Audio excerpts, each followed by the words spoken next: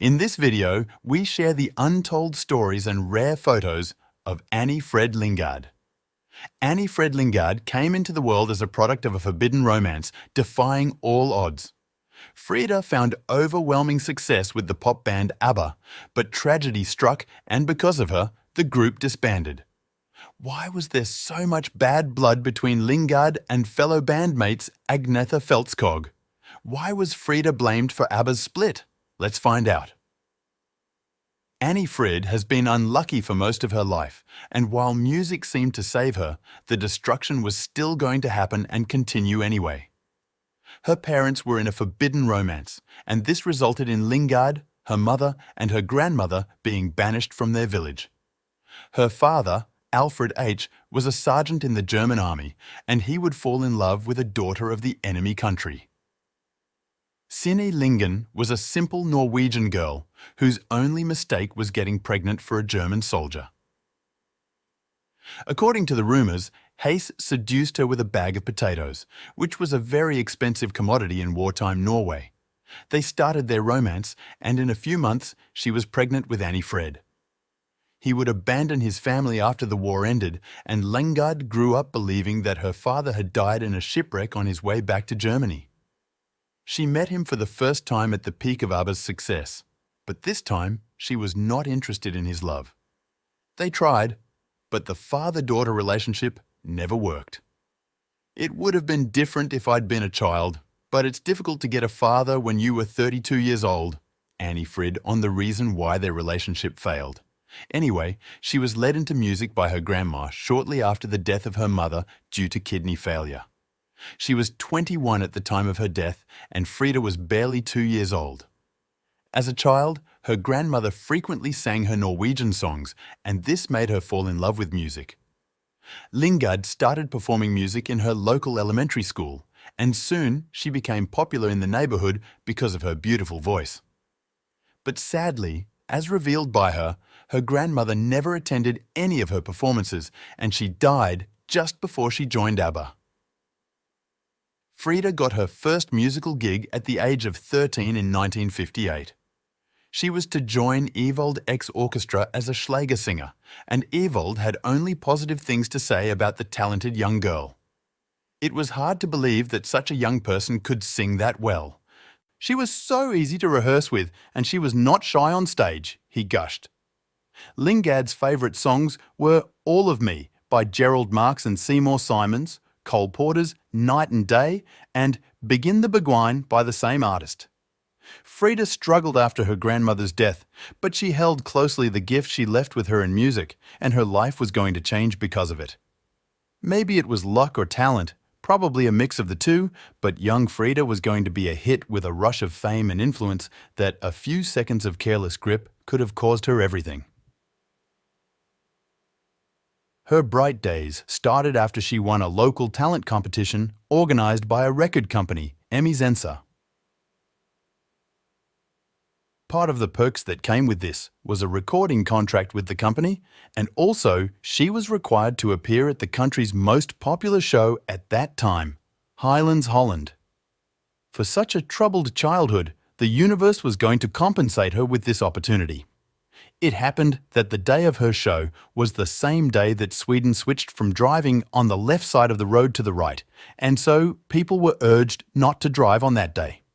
So a lot of people were at home in front of the TV when Lyngstad performed her winning song. Never had they seen anything like it. Record companies and producers would contact Frida almost immediately, but she stuck with the company that brought her to the limelight. Even though she did not find success immediately, Lyngstad recorded her first single on September 11, 1967, and she impressed on the job when she did all of her vocals with just one take.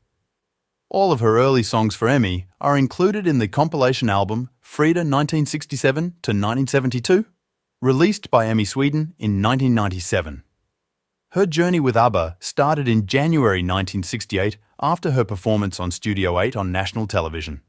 That was where she met future ABBA member AnniFrid Lyngstad, who also performed her first single on the same program. They were not exactly best of friends afterward, but fate was going to tie them to the same band. One thing that was poorly advertised was Anni-Frid's struggles during her time in Emmy. She recorded over 7 solo singles, but none of them were commercially successful. To keep things going, Lyngstad would start performing in cabaret shows across Sweden, and that was where the magic happened. Love brought it all together, and it would also tear it apart. During one of her performances, Anni-Frid met Benny Andersson, keyboardist of the Hepstars, and they started a romance shortly afterward. Benny at that time was working with Swedish singer Björn Ulvaeus, who happened to be dating Lyngstad's long-forgotten friend Agnetha Fältskog. They all performed for the first time at the cabaret act called Festfolk. People couldn't believe how good they were together, and after the release of their single called People Need Love, they stamped their names in the heart of the Swedish musical industry.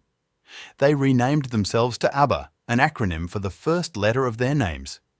Their breakthrough did not come until 1974 when they won the Eurovision Song Contest. Their new single, Waterloo, was the sound they registered with, and it won them the prize. The competition gave the song wings, and soon it was at #1 on the UK pop charts and #6 on the US Billboard Hot 100. ABBA dominated the international music market for the next 7 years, exposing the bandmates to high levels of fame and influence.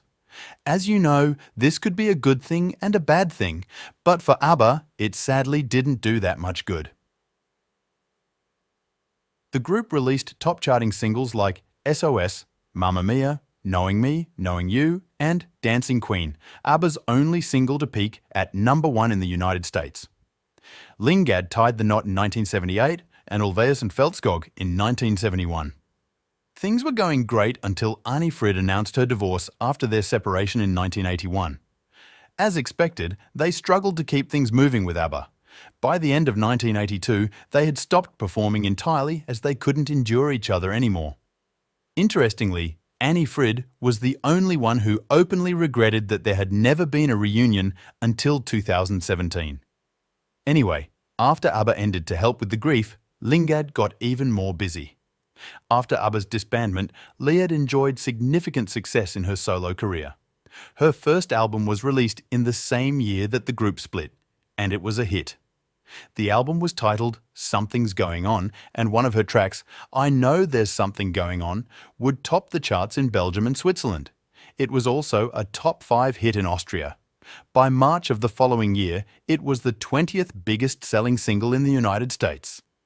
Her success story continued, but this would be the last time she enjoyed attention like this. After the release of her next studio album, Shine, Lyngstad got tired of the chase, and she slowed down. By 2004, she escaped into a hiatus, only making appearances at events and awards shows. Her last public project was the 2021 ABBA's final album, Voyage. Lyngstad might have played an active role in tearing ABBA apart, but she was eager to rebuild. Her only problem was convincing her bandmates. Eventually, things turned out okay, and while it did not end the way anybody wanted, they were still grateful to have performed at such high standards for so many years. People always wondered if there was ever a secret feud between these two talented singers. And though they publicly painted the picture that all is well, the story behind the scenes is not quite the same. After ABBA disbanded, lots of rumours started flying around on the reason for the split, and many people believed that Agnetha and Frida's love-hate relationship was the reason the group was not motivated to find a solution when internal conflicts arose. Anyway, Agnetha, in an interview, would reveal the exact status of her relationship with her former bandmate, Anni-Frid. While she denies the accusations of a rift between them, she also implies that they just could not get along, being two different personalities. It happens that we are irritated over the other's quality and we are different. We also had different lives, she said. Not sure if they ever found common ground even after ABBA, and that is one topic Frida is not very enthusiastic about in interviews. When you look at it all together, it's really difficult not to believe that Lyngstad deserves so much better. You can just say that she was unlucky in choosing the men she opened her heart to. Her first public relationship was with fellow musician Ragnar A.R. Fredriksson, and they quickly tied the knot in April 1964. Frida was only 18 when she exchanged vows with Ragnar. The couple had 2 children, Hans Ragnar and Anni's Latte. Sadly, their marriage ended in 1968, and they officially divorced in May 1970. Her next shot at love would have her in deep regrets even years after their separation. Frida met Benny in 1968, and they easily fell in love. They started living together by 1971 but did not get married until 1978, at the peak of ABBA's success. Unfortunately, this seemed like a bad idea as their union did not last more than 2 years. The couple separated in 1980, and by the following year, they were officially divorced. Benny kept up with the front that things were still okay between him and his ex-wife, but we could see through the cover. There was a lot of bad blood, which was actually understandable. He announced to Frida that he had met someone else, TV producer Mona, a Nicket, even before she could sign the divorce papers, and they got married that same year. There was no way Lyngstad could have been okay with that, but she said, "Now that Benny and I have broken up, we are able to work much better together. Our relationship is not as intense as it was, but we are still in contact."